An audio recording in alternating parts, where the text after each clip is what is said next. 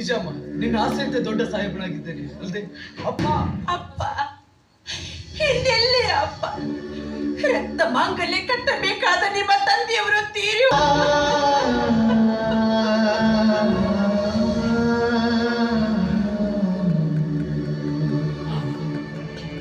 ಅಪ್ಪಾಜಿಯವರಿಗೆ ಸಾಯುವಂತದ್ದು ಏನಾಗಿತ್ತಮ್ಮ?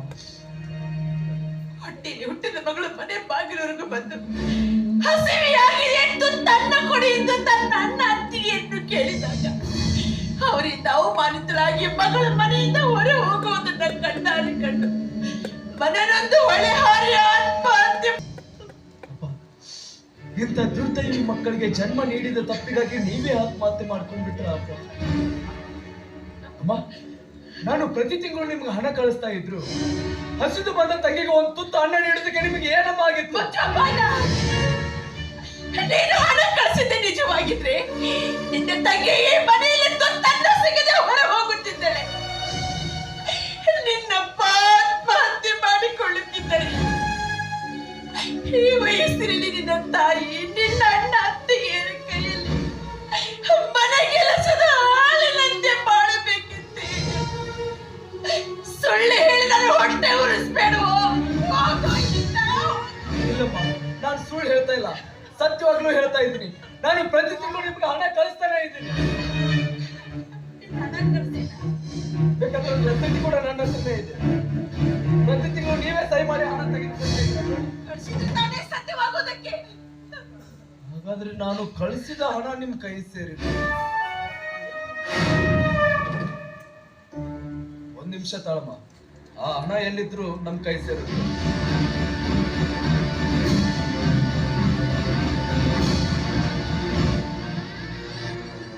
Hello hello, postal inspector ಮಾತಾಡ್ತಾ ಇರೋದು? ಹೌದು, ನಾವೇ. ನಾನು ರಘುವೀರ್ ಮಾತಾಡ್ತಾ ಇರೋದು ಸರ್, ಬ್ಯಾಂಕ್ ಮ್ಯಾನೇಜರ್ ದಿಲೀಪ್ ಅವ್ರ ಮನೆಯಿಂದ. ನಾನು ಪ್ರತಿ ತಿಂಗಳು ನಮ್ಮ ತಾಯಿಯವ್ರಿಗೆ ಹಣ ಕಳಿಸ್ತಾ ಇದ್ದೆ. ಆ ಹಣ ಅವ್ರ ಕೈ ಸೇರಿಲ್ವಂತೆ, ಅದ್ರ ಎನ್ಕ್ವೈರಿ ಮಾಡ್ಬೇಕಾಗಿತ್ತು ಸರ್. ಓಕೆ ಸರ್, ಬರ್ತೀವಿ. ಆದಷ್ಟು ಬೇಗ ಬನ್ನಿ. ಸರಿ. ಅಮ್ಮ, ಶಕಿಲಾ ಬಂದಿದ್ದಾಳಮ್ಮ, ಹೊರಗಡೆ ಇದ್ದಾಳೆ.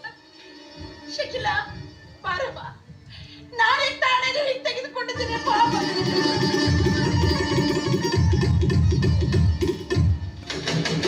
ಓಹೋ, ರಘುವೀರ. ನಾನೇ ರಘುವೀರ. ನನ್ನ ಮನೆಯಲ್ಲಿ ನಿಂತು ನನಗೆ ಸೊಕ್ಕಿನಿಂದ ಮಾತಾಡ್ತೇನೋ ವಂಚಕ? ವಂಚಕ್ರ ಯಾರು ಅನ್ನೋದು ಕೊಂಚ ವೇಳೆಲ್ಲ ಅರ್ಥ ಆಗುತ್ತೆ. Please wait. ಇವನೇನೋ ಸರ್ಚ್ ಮಾಡ್ಕೊಂಡು ಬಂದಂತೆ ಕಾಣುತ್ತೆ. ಬನ್ನಿ ನಮ್ಮ ಅಪ್ಪನ ಮನೆಗೆ ಹೋಗೋಣ. ಇಲ್ಲಿಂದ ಒಂದ್ ಹೆಜ್ಜೆ ಮುಂದಿಟ್ಟಿದ್ದಾದ್ರೆ ಪರಿಸ್ಥಿತಿ ವಿಕೋಪಕ್ಕೆ ಹೋಗುತ್ತೆ. ಎಚ್ಚರ. ನಿಂದೇನೋ? ಯಾಕಂತ ಬಂದ್ ಹೇಳ್ತಾರೆ. ನಾನು ಪ್ರತಿ ತಿಂಗಳು ನಮ್ಮ ತಾಯಿಯವ್ರಿಗೆ ಹಣ ಕಳಿಸ್ತಾ ಇದ್ದೆ. ಆ ಹಣ ಅವ್ರ ಕೈ ಸೇರಿರುವಂತೆ ಅದ್ರ ಎನ್ಕ್ವೈರಿ ಮಾಡ್ಬೇಕಾಗಿತ್ತು. ಹೌದಾ? ಅದಕ್ಕೆ ಸಂಬಂಧಪಟ್ಟಂತ ಯಾವ್ದಾದ್ರು ರಸೀದಿ ಇದೆಯಾ? ಕೊಡಿ.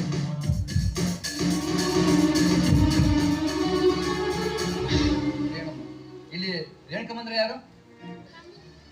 ಅಮ್ಮ, ಇದೊಂದು ಸಹಿ ಮಾಡಿ ಬನ್ನಿ.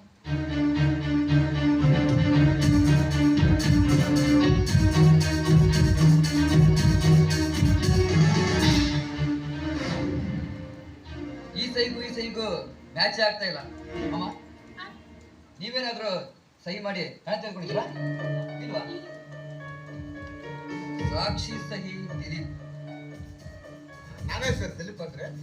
ಇಲ್ಲಿ ನೀವೇನಾದ್ರೂ ಸಹಿ ಮಾಡಿ ಹಣ ಸಹಿ ಮಾಡಿದ್ದು ನಾನೇ ಸರ್. ಆದ್ರೆ ಆ ದುಡ್ಡನ್ನೆಲ್ಲ ನಮ್ಮ ಅಮ್ಮನ ಕೈ ಕೊಟ್ಬಿಟ್ಟೆ. ಅವತ್ತೇ ನೀನೇ ಹೇಳಿಲ್ವಾ ಅವಳಿಗೆ ಕಳಿಸ್ಬೇಕು ಹಣ ಕೊಡಪ್ಪ ಅಂತ.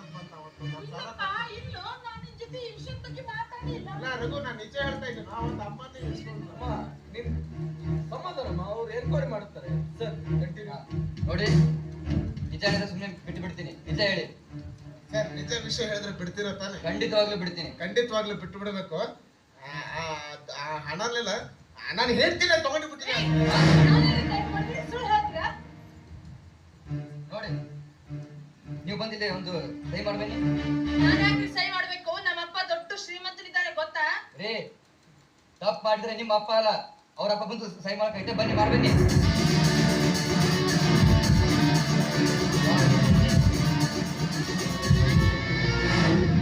ಈ ಸಹಿಗೂ ಮ್ಯಾಚ್ ಆಗಲ್ಲ, ನನಗೆ ಗೊತ್ತು. ಪರ್ಫೆಕ್ಟ್ ಆಗಿ ಮ್ಯಾಚ್ ಆಗ್ತಾ ಇದೆ. ಅಲ್ಲ, ನೀನು ಅಲ್ರಿ,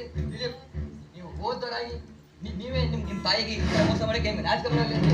ಆ ಈ ತರ ಸರ್ಕಾರಕ್ಕೆ ನಿಮ್ಮ ಹೆತ್ತ ತಾಯಿ ಮೋಸ ಮಾಡ್ತಾರಲ್ಲ ಸ್ವಲ್ಪ ನಿಮ್ಗೆ ಬುದ್ಧಿ ಇಲ್ವಾ? ಬನ್ನಿ ಸ್ಟೇಷನಲ್ಲಿ ಬರೋಬ್ಬರಿಯಾಗಿ ಬುದ್ಧಿ ಕಲಿಸ್ತೀವಿ. ನಡೀರಿ ಸ್ಟೇಷನ್ಗೆ. ಅಂತ ತಾಯಿಗೆ ಮೋಸ ಮಾಡ್ತೀಯಲ್ಲ, ಹಾಳಾಗೋಗ್ತೀಯೋ, ಉದ್ಧಾರ ಆಗಲ್ಲ ಕಣೋ ನೀನು.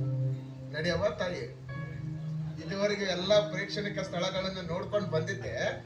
ಇವತ್ತು ತಮ್ಮ ಆಶೀರ್ವಾದದಿಂದ ಶ್ರೀಕೃಷ್ಣನ ಜನ್ಮಸ್ಥಳ ನೋಡೋ ಭಾಗ್ಯ ಸಿಕ್ತು. ನಡಿ ಹೋಗೋಣ. ಅದಕ್ಕೂ ಪುಣ್ಯ ಮಾಡಿರ್ಬೇಕ್ರಿ. ಹೌದು. ಅಯ್ಯೋ ಯಾಕ್ರಿ ತಲೆ ಕೆಡ್ಸ್ಕೊತ್ರ? ನಮ್ಮಪ್ಪ ದೊಡ್ಡ ಶ್ರೀಮಂತ. ನಡೆ ನಿಮ್ಮ ಅವ್ನೆ, ನಿಮ್ಮ ಅಪ್ಪನ ಮಗ. ಅಮ್ಮ ಅದಕ್ಕೂ ಹೇಗಾದ್ರೂ ಮಾಡಿ ಬಿಡಿಸ್ಕೊಡೋ ನಿಮ್ ಕೈಲಿ. ಹಾಗಾದ್ರೆ ನಾಚಿಕೆ ಬರ್ಬೇಕು ನಿನಗೆ. ಇಲ್ಲ ನಿಜವಾಗ್ಲೂ ಹೋಗ್ಬಿಟ್ಟೆ ನಾನು. ಜೈಲಲ್ಲಿ ಇರ್ಲಿ, ಅವಾಗ ಬುದ್ಧಿ ಬರ್ತದೆ. ಸುಮ್ಮನಿರಮ್ಮ. ಇವ್ರು ಯಾರು ಅನ್ನೋದು ಗೊತ್ತಾಯ್ತಾ? ನನಗೆ ಗುರು ಸಿಗ್ತಾ ಇದ್ದಿಲ್ಲ. ರಂಜನಮ್ಮ. ಹೌದು ಬದಲಾಗ್ಬಿಟ್ಟಿದ್ಯಲ್ಲೋ ನೀನು. ಹೌದೌದು. ನಾನೇ ಇಷ್ಟು ದಿನ ನಾನು ಸಾರಾಯಿ ದಾಸನಾಗಿದ್ದೆ, ಆದ್ರೆ ಇವಾಗ ಆಗಲ್ಲಮ್ಮ. ನಾನು ಇವಾಗ ತುಂಬಾ ಬದಲಾಗಿದ್ದೀನಿ. ಅಷ್ಟೇ ಅಲ್ಲ, ನಿಮ್ಮ ಮಗಳನ್ನ ನನ್ನ ಮನೆಗೆ ನಾನು ನಿಮ್ಮ ನಮ್ಮ ಮನೆಗೆ ಹೋಗ್ತೀನಿ ಮೇಲಿಂದ. ಆಯ್ತು ಅಷ್ಟೇ. ನೀವು ಸ್ವಲ್ಪ ಸ್ಟೇಷನ್ಗೆ ಬರ್ತೀನಿ. ಬಂದೆ ಸರ್. ಶ್ರೀನಿವಾಸ್. ಈಗ ಹೋಗಿ ಬರ್ತೀನಿ.